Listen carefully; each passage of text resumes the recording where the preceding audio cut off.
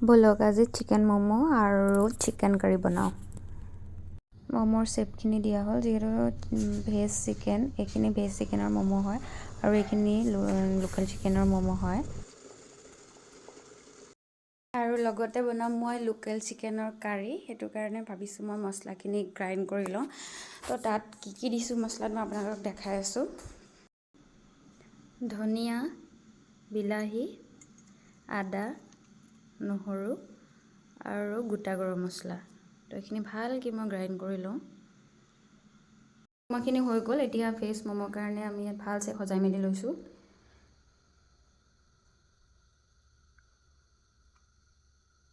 কেৰাহীটো পাতি লৈছোঁ। এতিয়া তাত তেল গৰম কৰি পিঁয়াজখিনি ভাজি ল'ম। লাহেকৈ ইয়াত মই পিঁয়াজখিনি দি দিলোঁ।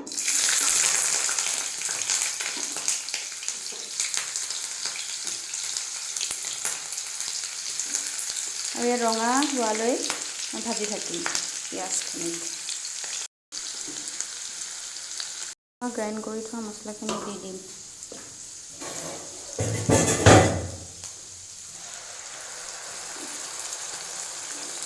ভালদৰে গল্ডেন ব্ৰাউন নোহোৱালৈ ভাজি থাকিম।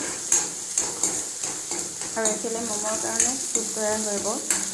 পিঁয়াজখিনি ভাজি লৈছোঁ আৰু ইয়াত কাটি থোৱা ভেজিটেবলছখিনি দি দিম।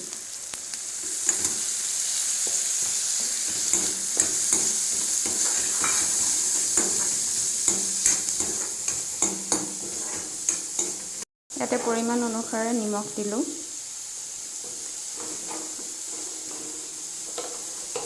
যিহেতু মই চিকেনত অলৰেডি নিমখ দিয়ে থৈছিলোঁ, গতিকে ইয়াত বেছি নিমখ দিয়া নাই। একদম শেষত টেষ্ট কৰি দিম। ইয়াতে অলপ হালধি দিম।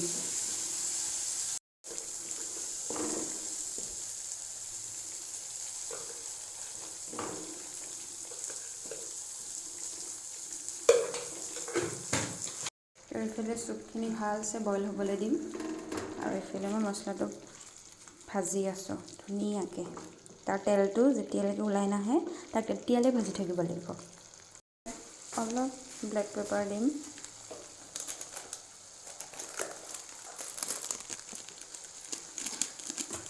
Red chilli powder, Kashmiri Mirch,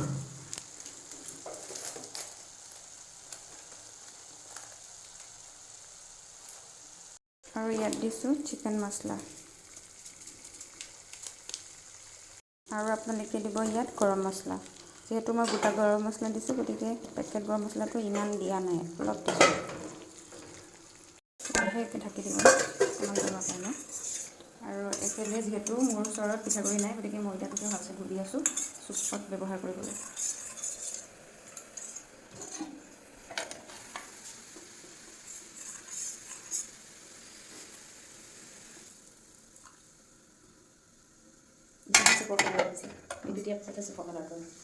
পিঠাগুড়ি হ'লে বেছি ভাল আছিলে, কিন্তু মোৰ ওচৰত নাই, গতিকে উপায় নাই, কাম চলাব লাগিব যিহেতু।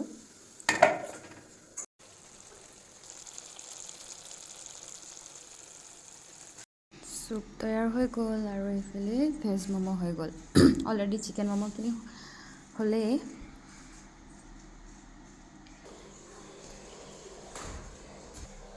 এইকেইটা চিকেন হয়।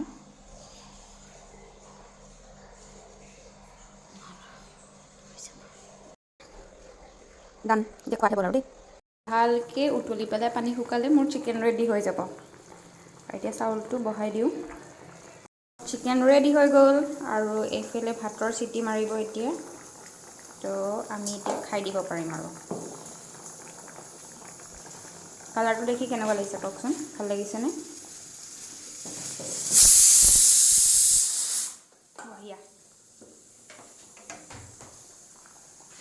গেছটো অফ কৰি দিওঁ আৰু ঢাকনাটো লগাই দিওঁ।